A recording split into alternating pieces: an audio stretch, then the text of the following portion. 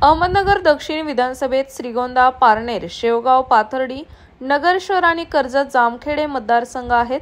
त्यापैकी 2 मतदारसंघात शरद पवारांचे आमदार आहेत, तर 2 जागेवर भाजप आणि अहमदनगर शहर या मतदारसंघात अजित पवारांच्या राष्ट्रवादीचा आमदार आहे। यंदा होणाऱ्या निवडणुकीत राज्यातील राजकीय घडामोडी या निकालावर परिणाम करणाऱ्या असतील तर नगर दक्षिण मतदारसंघाचा विचार केल्यास येथे सध्या तरी महाविकास आघाडीची बाजू ही भक्कम दिसून येत आहे।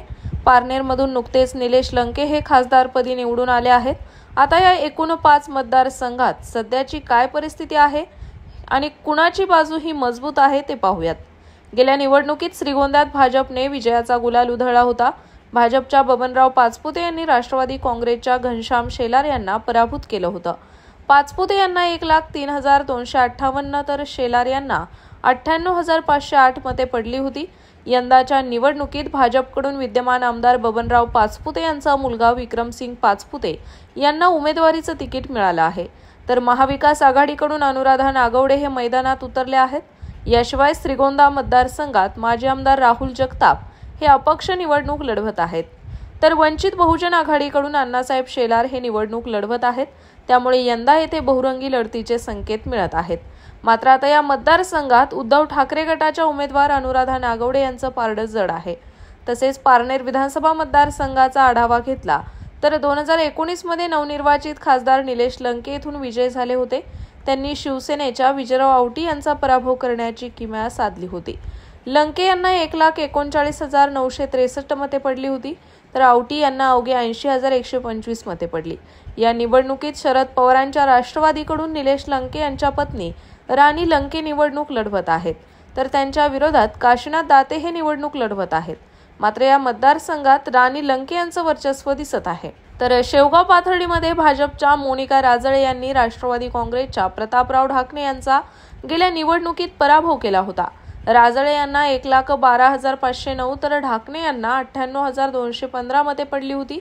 यंदाच्या निवडणुकीत देखील भाजपने मोनिका राजळे हे निवडणूक लढवत आहेत, तसेच त्यांच्या विरोधात प्रताप ढाकणे निवडणुकीच्या रिंगणात उतरले आहेत।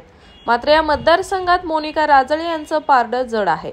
याशिवाय अहमदनगर शहरात मागच्या निवडणुकीत राष्ट्रवादी काँग्रेसच्या संग्राम जगताप यांनी शिवसेनेच्या अनिल भैया राठोड यांचा नगर शहरामधून पराभव केला होता।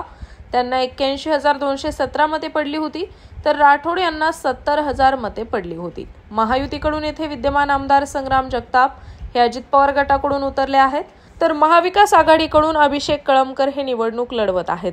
मात्र अहमदनगर शहरात संग्राम जगताप यांचं पारडं जड असल्याचं दिसून येत आहे।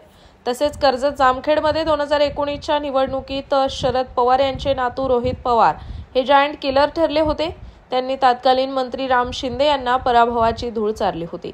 राम शिंदे यांना 92,477 मते पडली होती, तर रोहित पवार यांनी 1,35,824 मते मिळवत दणदणीत विजय प्राप्त केला होता। मात्र आता देखील महाविकास आघाडीचे आमदार रोहित पवार आणि राम शिंदे यांच्यात लढत होत आहे। मात्र यावेळी या मतदारसंघात रोहित पवार यांचं पारडं जड असल्याचं दिसून येत आहे।